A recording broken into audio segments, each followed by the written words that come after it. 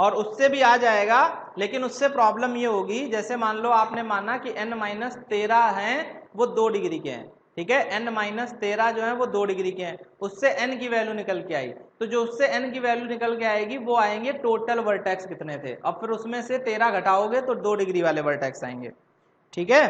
कर वैसे भी सकते हो, बट ये चीज क्लियर है। आगे देखो, अब इसके बाद आती है minimum degree of graph, minimum degree of graph, ठीक है, मिनिमम डिग्री ऑफ ग्राफ। जैसे अगर कोई भी आपके पास ग्राफ है, कोई भी ग्राफ है, फॉर एग्जांपल इस तरीके से कोई ये ग्राफ है, ठीक है, इस तरीके से, तो इसमें मिनिमम डिग्री कितनी है, मिनिमम डिग्री, तो मिनिमम डिग्री इसमें 2 है, क्योंकि इसकी 2, इसकी 2, इसकी 3, इसकी 3। मान लो यही ग्राफ थोड़ा एक्सटेंडेड होता है इस तरीके से, ठीक है, इस तरीके से, तो इसकी मिनिमम डिग्री कितनी है, इसकी अगर इस ग्राफ की मिनिमम डिग्री की बात की जाए तो इस ग्राफ में मिनिमम डिग्री कितनी है, तो इसकी डिग्री कितनी है 2, इसकी डिग्री कितनी है 1 2 3 4, इसकी डिग्री 3, इसकी डिग्री 3, इसकी डिग्री 2, तो मिनिमम डिग्री इसमें भी कितनी है 2 है, ठीक है। तो किसी भी ग्राफ की जो मिनिमम डिग्री है, मिनिमम डिग्री इसको हम लोग रिप्रेजेंट करते हैं डेल्टा जी से, ठीक है, इसको हम लोग किससे रिप्रेजेंट करते हैं, डेल्टा जी से, ठीक है। जैसे अगर कहीं पर लिखा हुआ है डेल्टा जी बराबर 2, इसका मतलब समझ जाओगे कि कोई भी वर्टेक्स 2 डिग्री से कम का नहीं है, ठीक है। अगर कहीं पर ऐसे हमने लिख दिया कि डेल्टा जी बराबर 3, तो आप इससे ये समझ जाओगे कि जो भी ग्राफ रहा होगा, जी ग्राफ रहा होगा, उसमें कम से कम डिग्री 3 होगी, 3 से कम किसी की भी डिग्री नहीं होगी। तो ये चीज आपको यहाँ पर ध्यान रखनी है, इसको हम लोग बोलते हैं मिनिमम डिग्री। तो मिनिमम डिग्री का कॉन्सेप्ट क्या होता है, इसमें भी एक थ्योरम होती है, और वो थ्योरम क्या होती है, जैसे यहाँ पर देखो, समेसन डिग्री अगर लेते हो, समेसन डिग्री लेते हो सभी वर्टेक्स की डिग्री, तो आपको पता है ये 2 इंटू ई के बराबर होती है, ये आप अभी जान चुके हैं, किससे, हैंडशेकिंग थ्योरम से। अब इसी में अगर हम लोग क्या करें कि मिनिमम डिग्री लें, ठीक है, मिनिमम डिग्री सबसे कम वाली डिग्री उठाएं, सबसे कम डिग्री। तो अगर जैसे मान लो 5 वर्टेक्स हैं, ठीक है, वर्टेक्स कितने हैं 5, और 5 वर्टेक्स में कुछ 2 डिग्री के हैं, कुछ 3 डिग्री के हैं, कुछ 4 डिग्री के हैं, लेकिन अगर हम उसमें डिग्री जो है छोटी वाली मल्टीप्लाई करें, मतलब 2 डिग्री, नहीं समझ पा रहे हो कॉन्सेप्ट, ठीक है, हम ये कह रहे हैं कि मान लो 5 वर्टेक्स हैं, किसी की डिग्री 3 है, किसी की डिग्री 4 है, किसी की डिग्री 5 है, और अगर हम उसको सबसे छोटी वाली डिग्री से मल्टीप्लाई करेंगे तो जो ये टोटल डिग्री आएगी, ये टोटल जो डिग्री आएगी, ये हमेशा इससे कम होगी।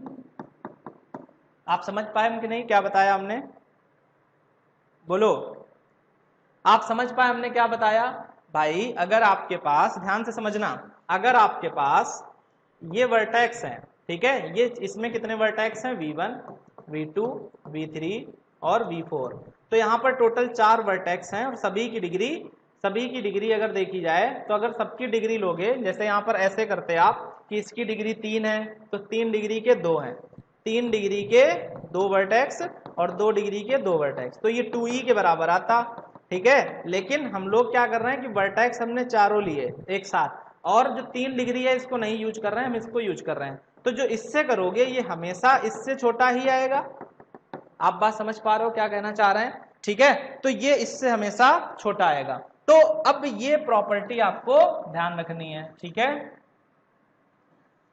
समझ गए। आप ऐसे समझो, अपने दिमाग ज्यादा ना लगाओ, कम डिग्री का सम करेंगे, सब अगर छोटी छोटी डिग्री वाले जोड़ेंगे तो टोटल डिग्री से कम ही तो आएगा हमेशा, ठीक है। तो यहाँ पर यही चीज लिखी हुई है, ठीक है। अब ये थ्योरम में क्वेश्चन कैसे बनता है उसको हम लोग समझ लें, ये सब क्वेश्चन पूछे जा सकते हैं बिल्कुल, ठीक है, इसमें कोई डाउट में ना रहे। क्वेश्चन क्या है, क्वेश्चन है minimum number of vertices, minimum number of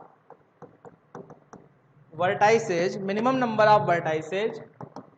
in a simple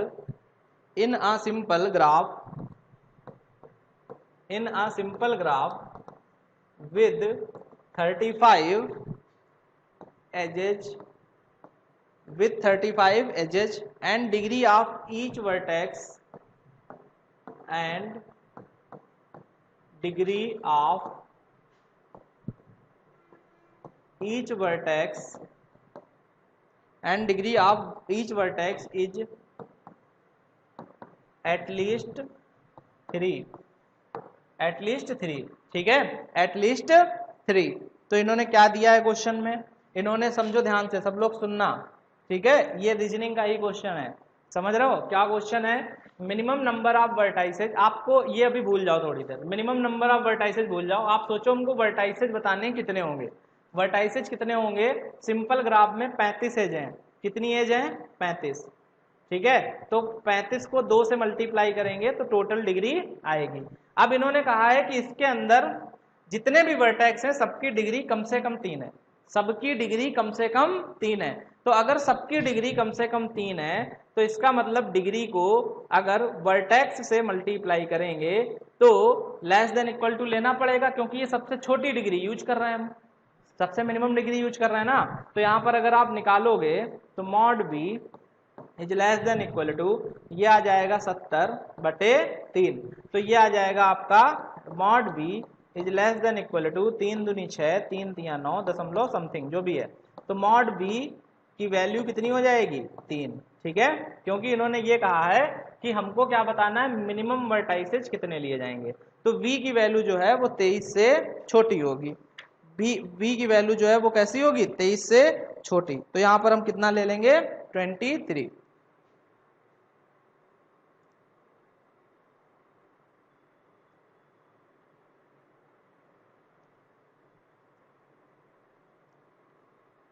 ठीक है।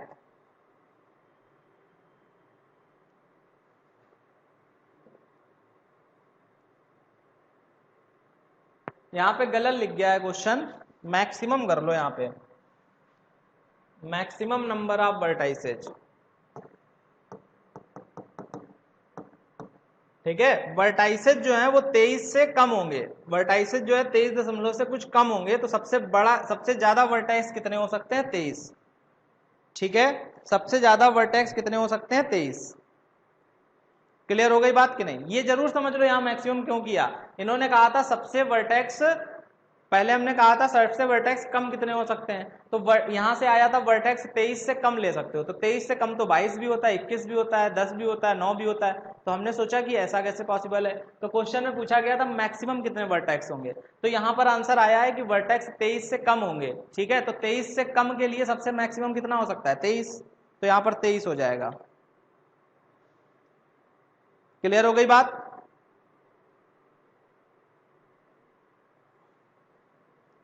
समझ गए, ऐसे ही यहां पर मैक्सिमम के लिए भी लगता है, मैक्सिमम का भी कॉन्सेप्ट यही होता है, ठीक है, मैक्सिमम का भी यही सेम कॉन्सेप्ट, ये मिनिमम के लिए था, मैक्सिमम डिग्री की बात करें अगर, मैक्सिमम डिग्री की बात, तो अगर कोई भी ग्राफ है और उसमें आप सारी मैक्सिमम डिग्री लोगे, मतलब जैसे मान लो 2 डिग्री है किसी वर्टेक्स की, किसी वर्टेक्स की 3 डिग्री है, किसी वर्टेक्स की 4 डिग्री है, और आप ये मान के चल रहे हो कि सभी वर्टेक्स की डिग्री 4 है, तो फिर जाहिर सी बात है कि जो हमारे पास वर्टेक्स हैं उसमें मैक्सिमम डिग्री जब मल्टीप्लाई करेंगे तो वो हमेशा बड़ा आएगा किससे, इससे, ठीक है, मैक्सिमम डिग्री, तो मैक्सिमम डिग्री को हम लोग कैपिटल डेल्टा से रिप्रेजेंट करते हैं, आप लोगों को शायद ना पता हो, इसको कैपिटल डेल्टा बोला जाता है, इसको स्मॉल डेल्टा, ठीक है, तो यहाँ पर आपको ये बात समझ में आ जाएगी, ठीक है, ये जो कैपिटल जी है ये क्या है मैक्सिमम डिग्री, ठीक है, मैक्सिमम डिग्री, तो इसका हम क्वेश्चन नहीं करा रहे हैं,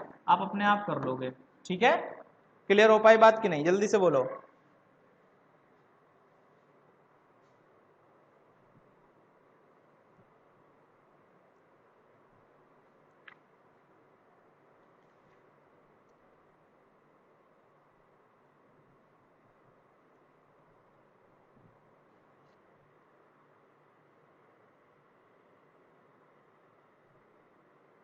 पहली बार पता चला, ये बात समझ में आ गई कि नहीं,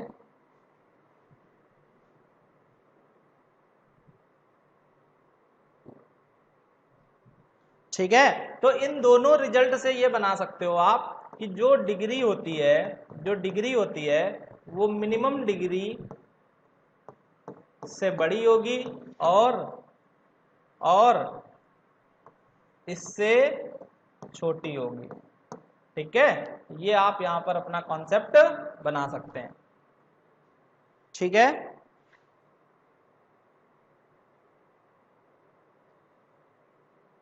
ठीक है। और ये बराबर कब होंगे आपस में? जब सभी वर्टेक्स की डिग्री सेम हो, मतलब हर वर्टेक्स की डिग्री अगर 3 है मान लो, तब ये सब बराबर आ जाएंगे। ठीक है, लेकिन अगर ऐसा नहीं है, किसी की डिग्री कुछ कम है, किसी की डिग्री कुछ ज्यादा है, तो फिर मिनिमम लेने से बड़ा आएगा, उससे छोटा। ठीक है,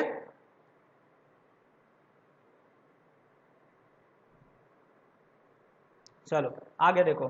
तो आप मिनिमम मैक्सिमम डिग्री यहां पर सीख जाते हैं। ठीक है, अब इसके बाद अगर हम लोग बात करें थोड़ी सी, तो इसके बाद आता है सिंपल ग्राफ। ठीक है, सिंपल ग्राफ। तो सिंपल ग्राफ हम अभी देख ही चुके हैं आपको। सिंपल ग्राफ हम लोग अभी आपको बता ही चुके हैं कि सिंपल ग्राफ टोटल अगर देखा जाए तो सिंपल ग्राफ बनता कैसे है। ठीक है, अभी आपने पीछे देखा था, याद है? भूल गए?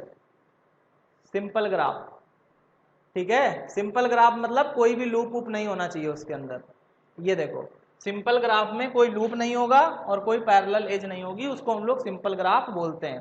ठीक है, तो हम अगर आपसे ये बोलें कि आपके पास 3 वर्टेक्स हैं और 3 एज हैं, हम आपसे क्या बोलें? 3 वर्टेक्स हैं, 3 एज हैं। ठीक है, तो 3 वर्टेक्स और 3 एज को मिलाकर के आप कितने सिंपल ग्राफ बना सकते हो? 3 वर्टेक्स और 3 एज को मिलाकर के सिंपल ग्राफ कितना? एक ही तो बनेगा। लेकिन हम आपसे बोलें कि 3 आपके पास वर्टेक्स हैं या 4 वर्टेक्स हैं, 4 वर्टेक्स हैं और 4 वर्टेक्स हैं और 4 जो है वर्टेक्स हैं, 3 एज हैं। 4 वर्टेक्स हैं, 3 एज हैं, सुनना ध्यान से। 4 वर्टेक्स हैं और 3 एज हैं। ठीक है, तो 4 वर्टेक्स अगर हैं, 3 एज हैं, तो एक ग्राफ ये बना सकते हो आप। ठीक है, ये वाला ग्राफ। एक ग्राफ आप ये बना सकते हो, एक ग्राफ आप ये बना सकते हो, एक ग्राफ आप ये बना सकते हो। ठीक है, और कोई बना सकते हो? एक ग्राफ आप ये बना सकते हो। 3 वर्टेक्स हैं, 4 वर्टेक्स हैं और 3 एज हैं। 4 वर्टेक्स हैं, 3 एज हैं, ऐसे बना सकते हो आप। ठीक है, तो अगर हम लोग बात करें कितने सिंपल ग्राफ बनेंगे, कितने सिंपल ग्राफ बना सकते हो, मतलब हम लोग सिंपल सा कॉन्सेप्ट ये है कि अगर हमारे पास 4 वर्टेक्स हैं और 3 एज हैं, तो हम लोग कितने ग्राफ बना सकते हैं? कोई बताएगा? परम्यूटेशन कॉम्बिनेशन ही है, कोई बताएगा कितने सिंपल ग्राफ बनाए जा सकते हैं? 3 की पावर 4, 3 की पावर 4। ठीक है, तो इसमें आप कैसे कर सकते हो? अगर यहां पर देखें तो 4 में से 4 वर्टेक्स हैं आपके पास, 4 वर्टेक्स, और 4 में से कोई भी 3 वर्टेक्स उठा लो आप। 4 में से कोई भी 3 वर्टेक्स उठा लो। ठीक है, 4 में से कोई भी 3 वर्टेक्स उठा लो। जैसे मान लो ये सिंपल ग्राफ बोला जाएगा कि नहीं? ये वाला, ये सिंपल ग्राफ है कि नहीं है? है, क्योंकि इसके अंदर कोई पैरेलल एज भी नहीं है और साथ साथ में कोई भी लूप भी नहीं है। ठीक है, तो 4 में से आप कोई भी 3 वर्टेक्स उठा लो। ठीक है, और उनको आप फैक्टोरियल 3 तरीके से अरेंज कर दो। फैक्टोरियल 3 नहीं करो, फैक्टोरियल 3 अगर करते हो तो अच्छी बात है, लेकिन बाई 2 कर दो। बाई 2 इसलिए करो कि ये वाला ग्राफ बाई 2 क्या करो, ऐसे ही कर दो आप, 4c3 इंटू फैक्टोरियल 3। हाँ, ठीक है, 4c3 इंटू फैक्टोरियल 3, ऐसे आप बना सकते हो। ठीक है, बोलो। ठीक है, यहां पे आप लिख लो, हम बताएं, इसका फॉर्मूला लिख लो तो आपको एग्जाम में आसानी रहेगी।